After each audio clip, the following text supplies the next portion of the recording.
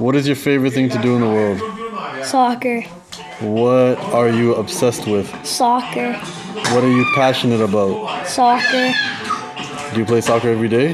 Yeah. What are you going to do when you grow up? Be a soccer player. Passionate people find happiness in what they do. Obsessed people find purpose and fulfillment in doing the thing. I got 10 years to fill a stadium, but only 2 minutes to fill your cranium. Humble the poet, signing in. So often people say to me, Humble, you're so lucky. You get to live your passion. and yeah, I would be a complete numbnut if I was unable to appreciate and be in awe of the type of life I get to lead. And I can go on forever explaining how wonderful things can be sometimes. But one thing's for sure, it is nowhere near the life I daydreamed before I had it. Because living out your passion is simply living the life you want. And a dangerous word is want. Especially when we're young. Because the things we want often change. And when I was a kid, all I wanted to do was play video games and impress girls. And when I was a teenager, all I wanted to do was be accepted and impress girls. When I was in university, all I wanted to do was get my degree and impress girls. And when I worked as a teacher, all I wanted to do was make money and impress girls. And when I started as Humble the Poet, all I wanted to do was get recognition and impress girls. Now 5 years later, all I want is to have less wants. But he still likes impressing girls. Our wants usually change when we get what we want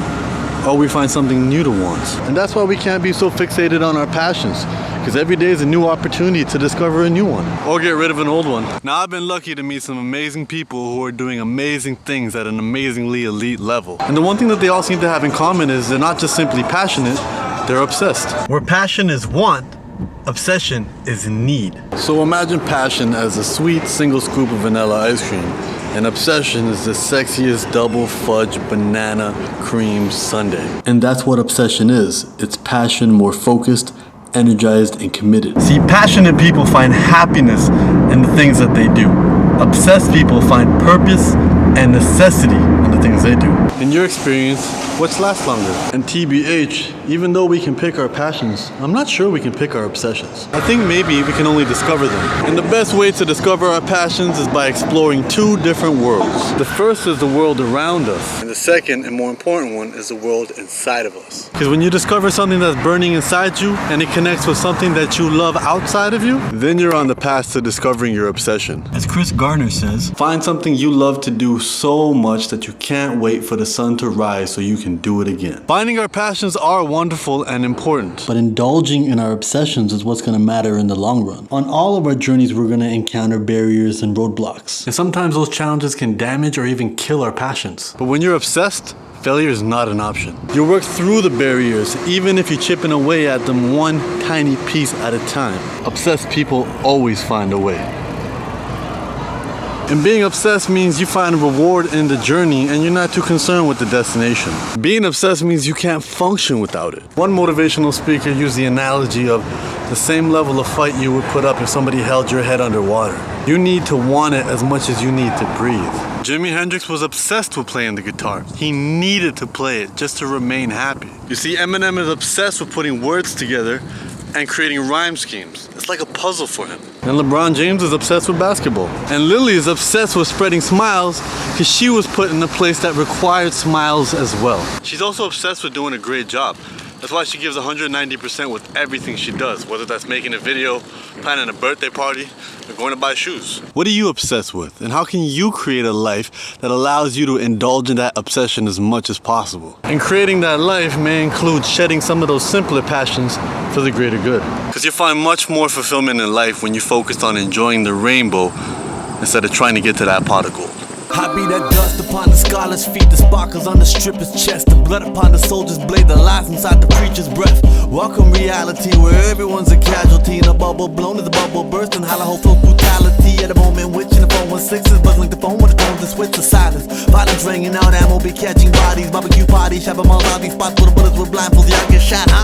This was popping out your head when you heard that. Said it was a gold mine, they lie, it's easy to sell you and kiss yours.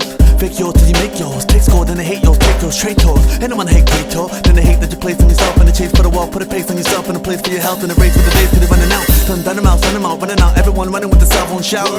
Make a star out of the world, but the rather make it dead like an asteroid. Steady stack saved in the grave, heavy waves in the way. And they click be live and savage. My whole city be this talented, extraordinary average.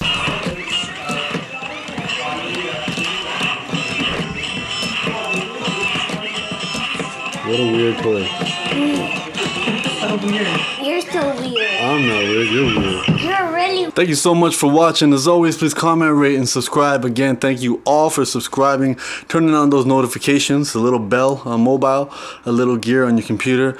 And I really appreciate you guys spreading the word. Keep sharing this with people that you like and people that you don't. Much love.